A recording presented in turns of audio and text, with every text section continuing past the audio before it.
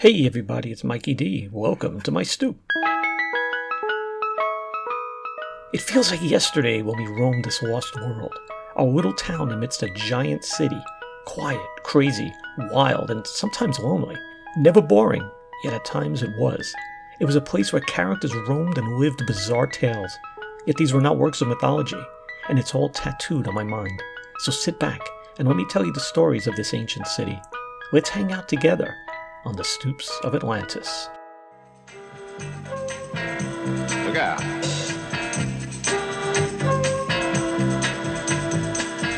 Easy Reader, that's my name.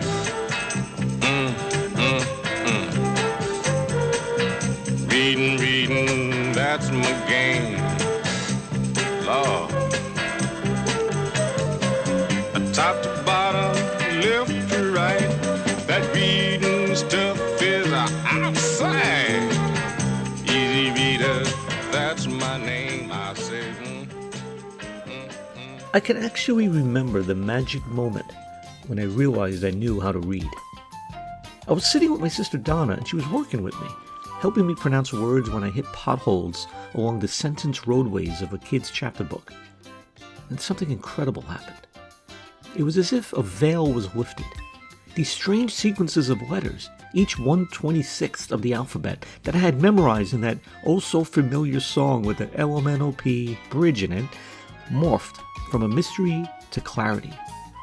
I felt the words form in my mouth, and then I spoke each. It became easier quickly. I was reading. I can still remember the joy I felt as my sister cheered me on. It was like when I first learned to ride a bike behind Benjamin Franklin High School, or when I found myself improvising with a pentatonic scale on guitar. I had learned a skill that would serve me well forever.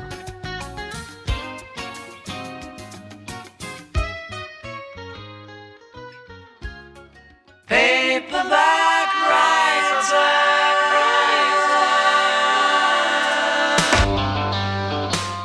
Reading is a fantastic habit that was passed down from my mom and dad. They always had at least one book going. My dad usually 2 or 3. I tried writing my first at the age of 5, and even at that age I had a satirical leaning, and I began this book called The Funny Book of the Body. It was a humorous examination of the humorous and other hilarious body parts. I recall one chapter, it's about a half a page in length, about that little dude we all had in our ears that pounded out rhythms on our, on your eardrum. Yeah, it was silly. But how many books did you write before you were 6, huh? Yeah?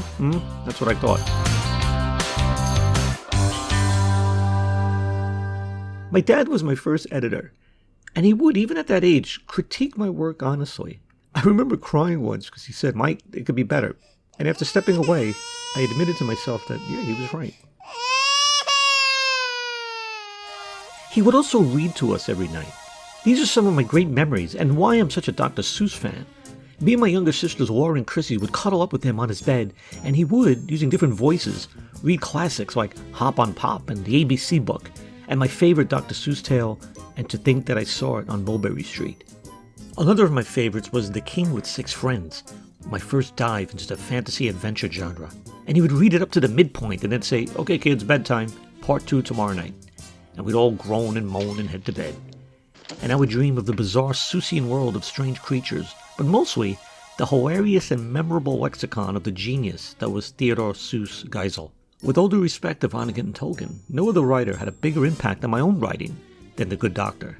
I mean, just read my books, Milky Way Marmalade or the Rupert Starbright series, and you'll quickly see my love of inventing words, goofy and silly words that seem to be shaped with colorful Play-Doh, yet infused with specific meaning, and original language. Well, then again, as I think about it, John Ronald and Kurt were pretty good at inventing words as well. My house was full of books, on numerous bookcases, each with its own personality and collection of tomes. My dad had his own bookshelf built into the headboard on his side of the bed. He had more than a bunch of books in other bookcases, but the recent reads were always within reach, right above his pillow. He read a lot of science fiction, and he would often pass the books to me when he was done. There were a few I hadn't read, and I remember once checking one of the books. It was a volume of Hugo-winning short stories.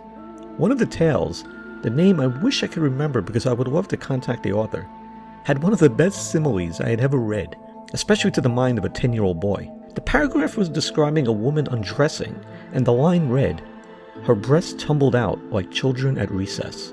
I never forgot that line. As Nigel Tufnell would say, classic. This is a top to what we use on stage, but it's very, very special because if you can see, the numbers all go to 11. Across the headboard on my mom's side were her nighttime reads. She leaned more towards mysteries, but she had some steamier romantic books that this borderline pubescent eyes would peruse for the dirty stuff. If encyclopedias were like shoes, maybe it wouldn't hurt so much when your kids outgrow them. Well, that's why the new Britannica 3 is such an advance in learning. It's the one encyclopedia your kids won't outgrow. A young child can use Britannica 3. High schoolers, too. College students, the very same set. It's all here for all the family. Now, the best is even better. New Britannica 3. One size fits all. See our offer in this week's TV guide.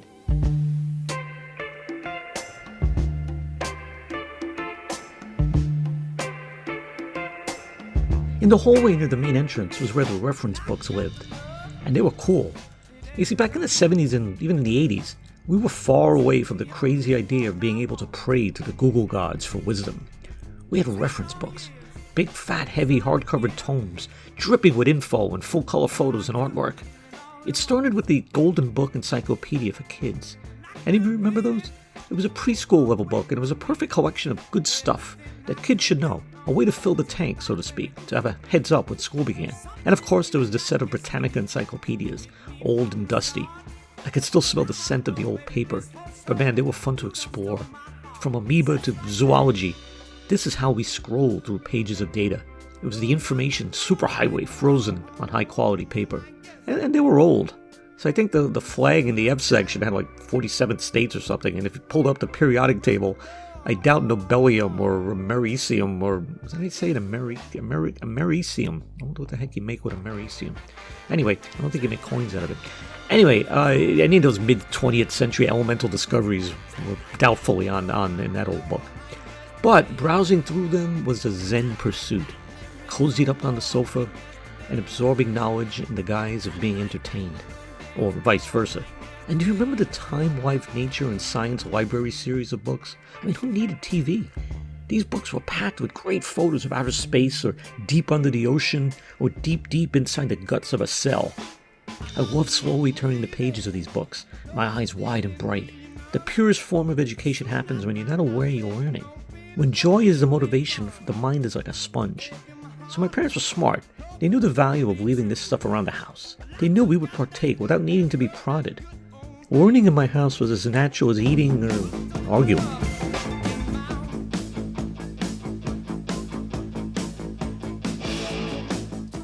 I love reading the dictionary. Well, perusing it. I mean, what book is better? If I had to pick one book from my Lost on a Desert Island reading list, it would be Webster's Classic, because every other book is in it. You want to read Vonnegut? Well, you might not find Ice 9, but a search will give you the word ice and the word 9. Alright, so it takes some work. Do I have to do it all for you? Jeez. I've always been a logophile. I love odd and peculiar words. The last dictionary in my grade school was Weeback. It's a kind of cracker thingy. And flipping through the pages, special words would blaze out from the others. Cool words like bitch and ass and piss and cock. Hey, when you're 10, you look up curse words.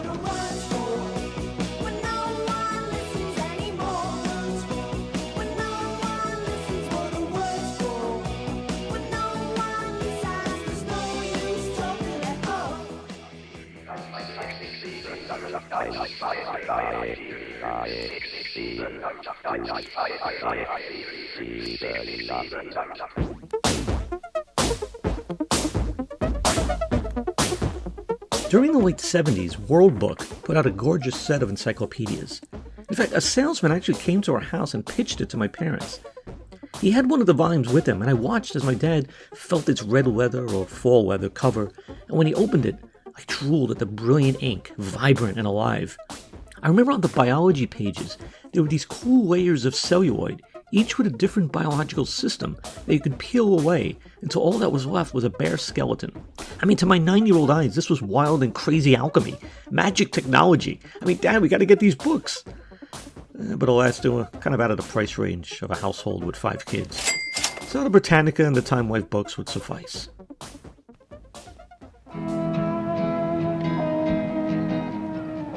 To a child who doesn't read, the world is a closed book. Drifting. The best day of school, back. aside from the last day, was when we were handed a magical scholastic book catalog. I mean, I had a couple of shelves of books in my room, but like any bibliophile knows, reaching the correct amount of books in a collection is like plotting a parabola. You just never hit that axis. I mean, you could always add one more, and you get closer and closer to the goal of a perfect library, but nah, you could always add one more. I'd be all smiles scanning through the choices of science fiction, mysteries, mythology, or space books, and my parents would let me order a few, and then there'd be the waiting game. Once you start a child reading, there's no stopping.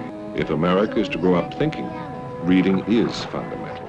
Until that day when that parcel arrived, and I watched at the edge of my seat as Miss McDermott unboxed the shiny new treasures. I could still smell the essence of new books as I carried my little stack back to my desk.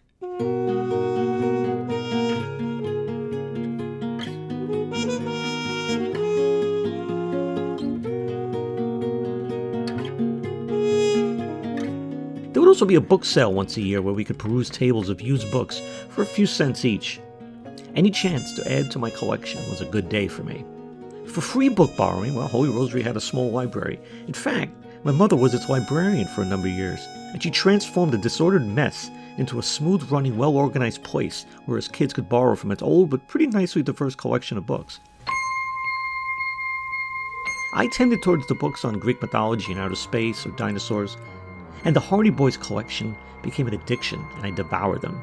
And it also set me off on one of my only experimentations with criminality. Yeah, me and my buddy Howard heisted, one adventure at a time, the entire epic collection, and I was busted. For the gory and hilarious details, go back to episode 12, The Great Hardy Boys Heist. Yeah, it takes a real criminal genius to steal books from a library where your mother is the librarian. Oh, you'd think with all the reading I'd be a little brighter than that. But I really loved the Hardy Boys books, and I would binge read them. If I had a sick day, I would lie in bed and devour multiple volumes. Comic books also joined the curriculum of my own joyous self-education and entertainment. Go back to episodes 44 and 45 for those colorful tales.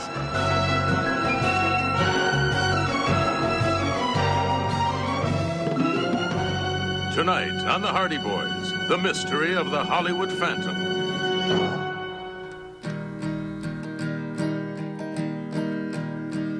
Crimson flames tied through my... We live in the age of the Kindle, digital readers. Now, I do confess to using one simply because it saves my eyes a bit. I mean, I have great long-range eyesight, but that small print in low light, well, I need the cheaters. So a Kindle does help. But there is really nothing better than holding a book. The feel, the smell. And walking into a bookstore is like a candy land to me. There have been a great few bookstores that have made my life better over the years. There was one on 3rd Avenue and 86th Street whose name escapes me. This kid here would spend his allowance and birthday money there often. I would beeline into the science fiction and fantasy sections, and I never went home empty-handed. My favorite bookstore, probably of all time, was Coliseum Books on the corner of 57th and Broadway. It was a sad day when it closed, but I had spent many a lunch hour at various midtown jobs in those magical aisles. So, with all this reading, it was natural that I would begin writing my own stories. It was a calling, a love, a passion, a need. And I always have multiple books going, from a diverse sea of interests. And as my own bibliography expands, I hope some kid somewhere is reading The Adventures of Rupert Starbright and is inspired to give up a chance at a secure future as a lawyer or a hedge fund manager and become a storyteller. The world is blessed and made greater by our stories, real ones from our own histories, or imagined from the lands of our imaginations. And this has inspired me to start a new Stoop series, Stoop Tales, fictionalized adventures of the old hood. So now you'll have two sides of Mikey D, continuing true stories, and the other wilder and more embellished tales, all told on, around and about, those Stoops of Atlantis. History flung down by corpse evangelists, unthought of though somehow.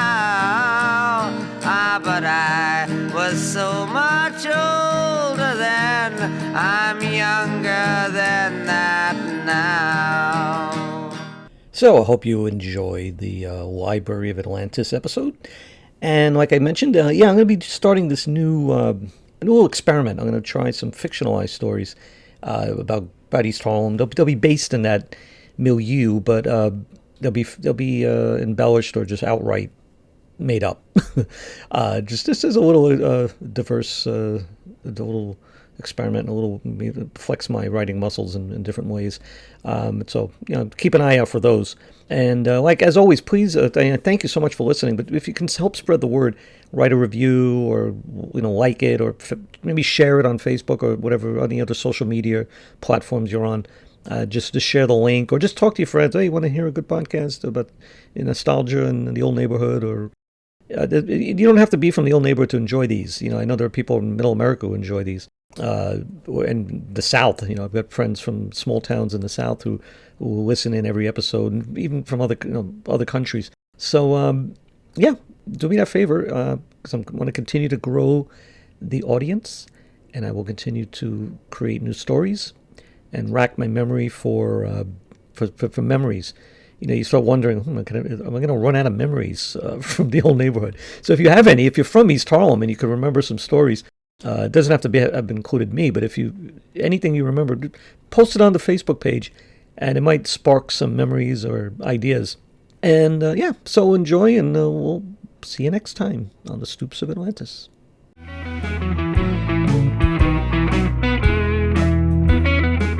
Thanks for listening in to the Stoops of Atlantis with Mikey D. If you enjoyed this podcast, please take a moment to rate it on whatever app you're using. And you could also leave a message at the Facebook page or contact me at stoopsmail@yahoo.com. Until next time.